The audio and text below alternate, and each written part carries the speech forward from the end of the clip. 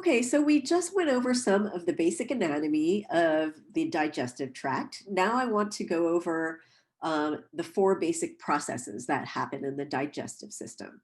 We have four main processes that happen in the digestive system, and they are illustrated here. They are secretion, digestion, absorption, and motility. Let's go over those one by one.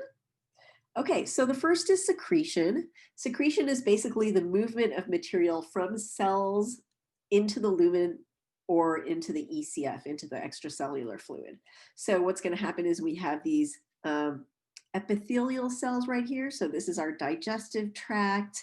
This is the lumen of the digestive tract. This is the extracellular fluid, and here is our bloodstream. Okay, so if we look at the wall, of the digestive tract, remember that we have those epithelial cells there. They're going to be secreting things like enzymes, acid, etc., into the GI tract to help digest foods, or into the extracellular fluid for signaling purposes. Okay.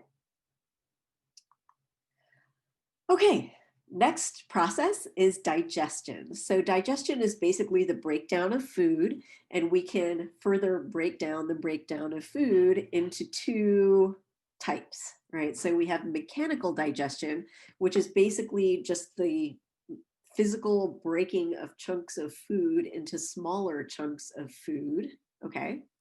And then the second type of digestion is chemical digestion, where we actually take molecules and we change their structure, right? So we might take a polymer and break it up into its little units, right? So like a protein, breaking it down into its amino acids, okay? So we need to do both in order to get our food into a form that can then be absorbed into our bodies, okay? I do want to mention that digestion is not a regulated process. What I mean by that is we can't directly regulate the rate at which we perform mechanical or chemical digestion. We have to do it indirectly by regulating motility or secretion, right? So we have digestion kind of like happening at a steady rate. And in order to increase the amount of digestion that happens, we're going to increase our secretion of enzymes. We're going to maybe slow down our motility so that our food has more time to interact with those enzymes and so on. Okay. All right, next process that we have in the digestive system is absorption. Absorption is the movement of materials from the GI tract into the extracellular fluid, and then into the bloodstream.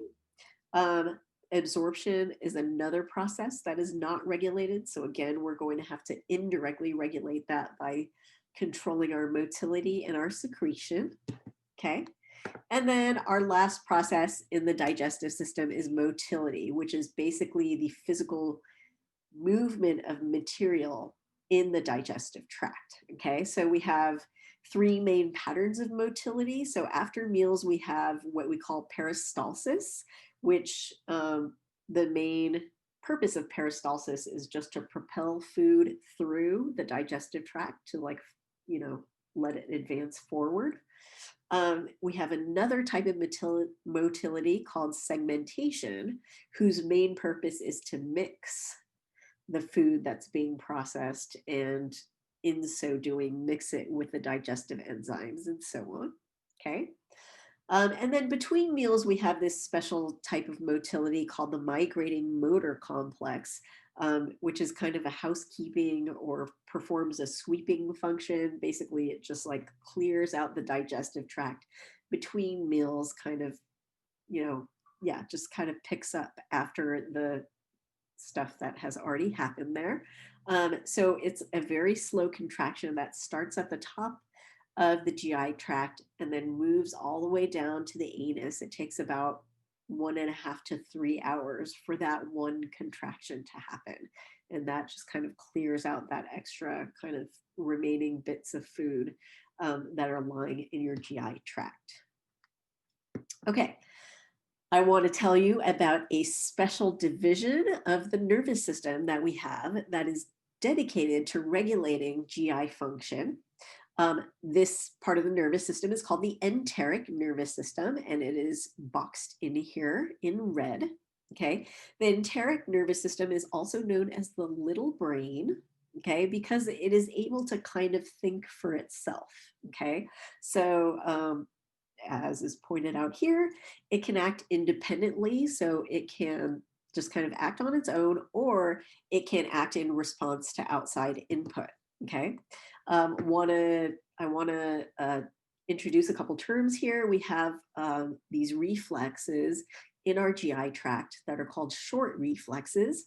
Short reflexes are reflexes that originate and end in the enteric nervous system. So you sense something in the GI tract, that information is processed within the enteric nervous system, and then we respond to that within the GI tract. Okay, that is in contrast to long reflexes, which are integrated in the central nervous system. So we detect some stimulus in the GI tract, that information goes up to our central nervous system, and then the central nervous system is going to send a command back down to the enteric nervous system to tell it what to have the GI tract do. Okay. I forgot to point out in the figure, we have the enteric nervous system here. You can see that it can act as its own integrating center. That's what the pink diamond is. But as you can see, it also is capable of communicating with other parts of the nervous system, as I described earlier. Okay, GI function is also regulated by hormones. This is a table from your book, table 21.1, that shows you some of the GI hormones. Obviously, I don't expect you to know all of this. Basically, I just want you to know this, that GI function is regulated by hormones.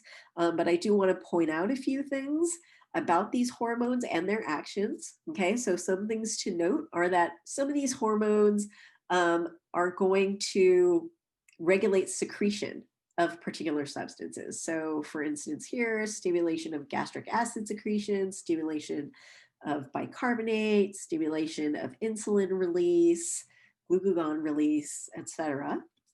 Some of them are going to regulate motility. So you can see here stimulates the migrating motor complex, stimulate gallbladder contraction.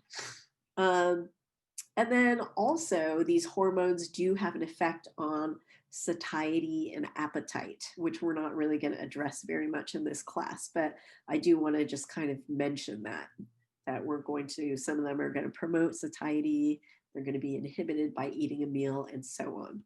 And one more thing I want to mention that I forgot to mention is that these hormones are mostly made and secreted by various cells that are scattered throughout the epithelium of the GI tract wall. So in that mucosa, okay?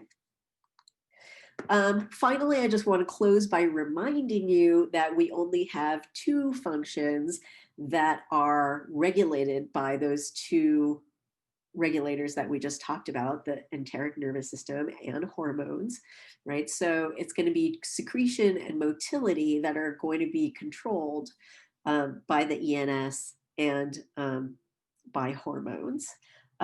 Absorption and digestion are largely unregulated. So we can't directly regulate our rate of absorption or our rate of digestion, but we can indirectly control the amount of absorption or digestion that happens by having an effect on secretion and motility.